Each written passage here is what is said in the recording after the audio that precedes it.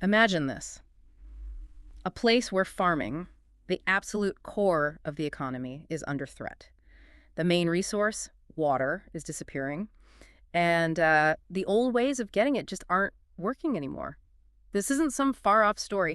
It's happening right now, and today we're diving into the reality for farmers in Tamil Nadu. Exactly. It's a critical situation. And we're going to unpack something really interesting today.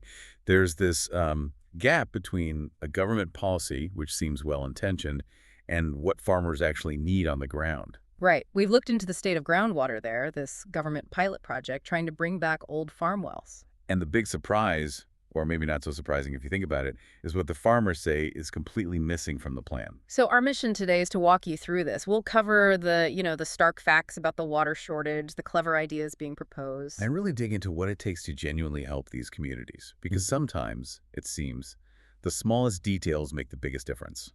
You'll see why. Okay, let's get into it. So when you talk about Tamil Nadu, you absolutely have to talk about water, especially groundwater. Agriculture there is just so deeply tied to For it. centuries, right? Wells are central. Absolutely. Open wells, bore wells, Right. they're not just infrastructure. Groundwater provides something like over 80% of irrigation water across this state. It's indispensable. Indispensable for crops, for livestock. Yeah. And these wells, they're more than just holes in the ground, too. They're landmarks in villages, passed down through families sometimes.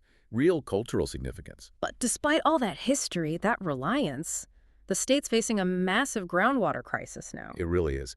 We've seen data showing over 77% of the groundwater blocks, these are like designated underground water zones, are overexploited. 77%. That's wow. That figure sounds incredibly high. Suggests things are seriously out of balance. They are. And the depletion rate, the speed at which the water level is dropping, is about 21.4 cubic kilometers per year. Which is more than what goes back in naturally. Exactly. It exceeds the annual recharge by about 8%. Think about that. We're literally taking out more than nature puts back, year after year. That's just not sustainable in the long run. Not at all. And it just makes life harder and harder for farmers who depend on that water for everything. Their livelihood, their food security. And it's not just one single cause driving this, is it? It sounds like a perfect storm. It really is. You've got more people needing water, cities expanding. And then climate change messing with the rainfall patterns, making the natural refilling process unreliable. Right. All of that pushes farmers to drill deeper bore wells, which just puts even more pressure on the aquifers, those underground water stores.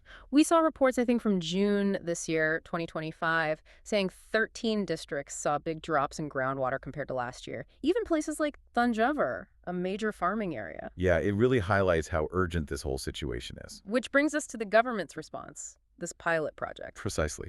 Launched this year, 2025. Yeah. The idea is to renovate abandoned wells. It's run by the Agri-Engineering Department. And they pick a couple of wells in each district. One or two, yeah.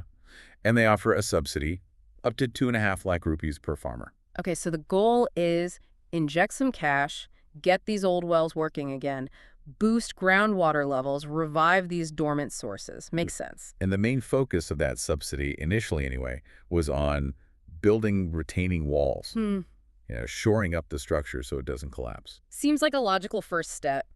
Fix the physical structure. It does.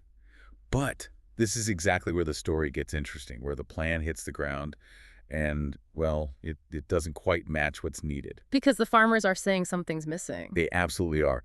We heard from K Balakrishnan. He's with a big farmers organization, Kaushika Neer Karangal. They focus on sustainable water use. Okay, what did he say? He basically said, look, these wells were abandoned because the water levels dropped, right? They dried up. And yeah, the government's trying to recharge groundwater. And levels are rising in some places, which is good. But, he said, and this is the key quote, a dilapidated well can only be fully utilized for agriculture if the mud and soil are removed and a wall is built around it. He insists the government needs to change the rules, change the scheme, to include a subsidy for desilting. Desilting. Okay, so it's not just about fixing the outside, it's about cleaning out the inside. That sounds pretty fundamental. It is absolutely fundamental. So what exactly is desilting? Why is it so crucial? Well, desilting is basically cleaning out all the accumulated stuff, mud, soil, debris, from the bottom and sides of the well. Stuff that just builds up over years when it's not being used. Exactly. It settles, compacts, and essentially clogs the well up. It blocks water from flowing in or makes it impossible to draw water out properly. Okay, so cleaning that out seems obvious. What are the main benefits? Oh, there are several big ones. First, capacity. Simple as that. You clean it out, the well can physically hold more water, more storage for irrigation when farmers need it. Right, more volume. Makes sense. Second, water quality.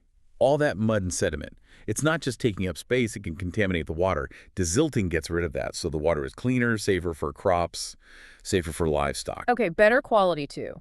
Important. Third, and this is huge for the bigger picture, recharge. A clean, open well acts like a pathway for rainwater to seep down into the aquifer. Ah, so it helps replenish the groundwater faster. Much more effectively than a clogged well, yes. It actively helps reverse that depletion trend we were talking about. And fourth, economics. How so? Well, cleaning out an existing well, even with desilting, is often way cheaper than drilling a brand new, very deep bore well, especially in the long run. So it saves farmers money. Potentially, yes. Yeah. But the main point is, without desilting, even if you build a great retaining wall, the well might still not work. It's structurally sound, but useless. A fixed well that holds no water, that completely undermines the whole point of the project. Precisely. It leaves farmers with a renovated but still non-functional well. This must be incredibly frustrating for them. It's tied directly to their ability to farm, to make a living. Absolutely. We heard this powerful story from a farmer named Murugan in Tanjavur district. What was his situation? He's a small farmer. His family's worked the same land for 3 generations. They always relied on this one well, dug by his grandfather. A family legacy, almost. Exactly. But over time, groundwater dropped, sediment built up. The well produced less and less water. Until it stopped working. Until it became completely clogged with mud, totally unusable. He described looking at it, this symbol of his family's past, just sitting there like a dusty pit. That's heartbreaking. He told us, I tried to clean it out myself, but it's a massive, back-breaking task. The mud is deep, compacted. Yeah. He just couldn't manage it alone. Understandable. And he said about the subsidy, he hopes it can help bring the well back.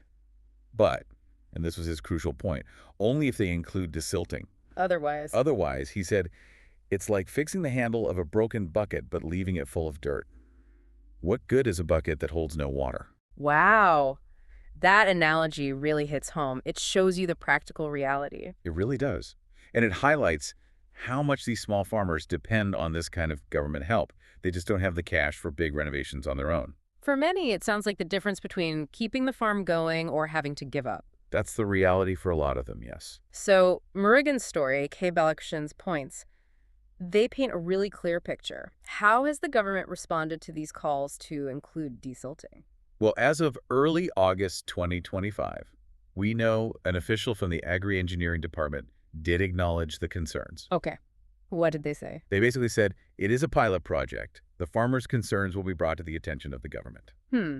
Acknowledged, but not exactly a commitment to change things yet. No, not yet. It's promising that they're listening, but it leaves things uncertain. You still have this debate. Farmers pushing for practical needs, officials likely looking at budgets, logistics. Because adding desilting isn't trivial, is it? It sounds like hard work. It is. It often requires specific equipment, maybe machinery, if the mud is really thick and deep, plus people who know how to do it safely. And you might need structural repairs, too, if the well is really old. So if the government does decide to expand the scheme to include desilting, how could they realistically handle these complexities? That's the million-dollar question, isn't it? One idea is training. They could set up programs to train local workers, maybe even farmers themselves, on how to do this safely and effectively. That builds local skills, creates some jobs too. Exactly. And the subsidies could be structured differently.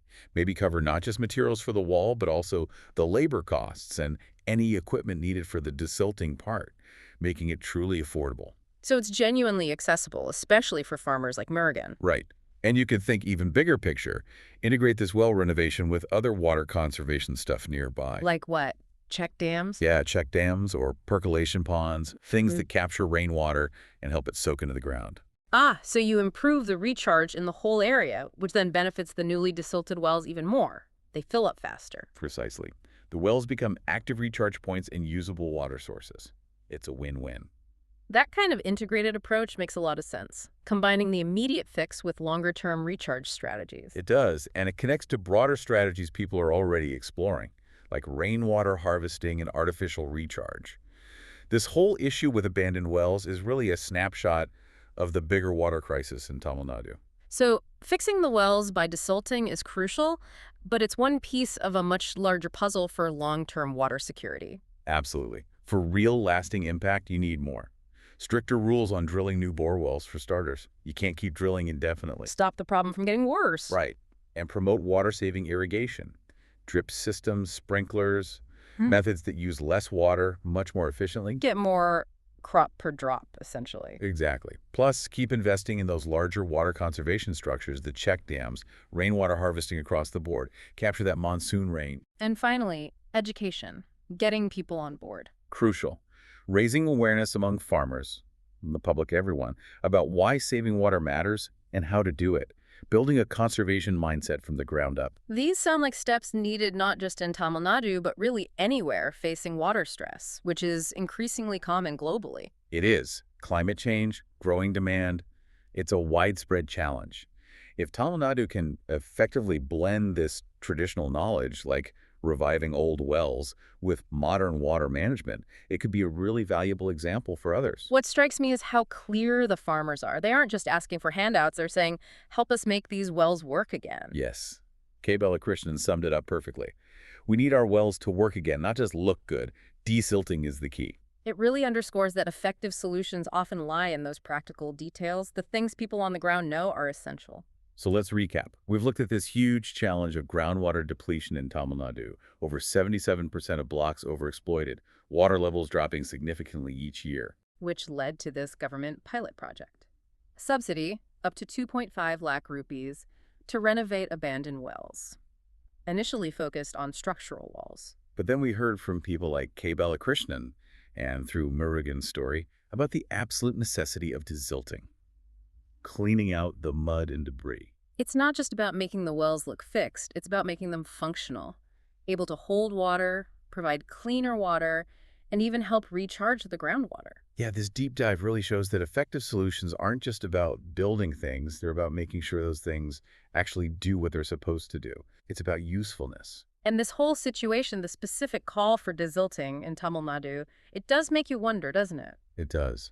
Where else in the world are we seeing these kinds of disconnects between a planned solution and what's actually needed on the ground? And how often could we find better solutions just by listening more closely to the people directly affected, understanding their experience, the real barriers they face? Often those barriers seem small, like needing to clear mud from a well, but overcoming them can be the difference between success and failure. It's not just about water in one state. No, it feels like a universal lesson in problem solving. Make it practical, make it people-centered. What really stands out to you from this story?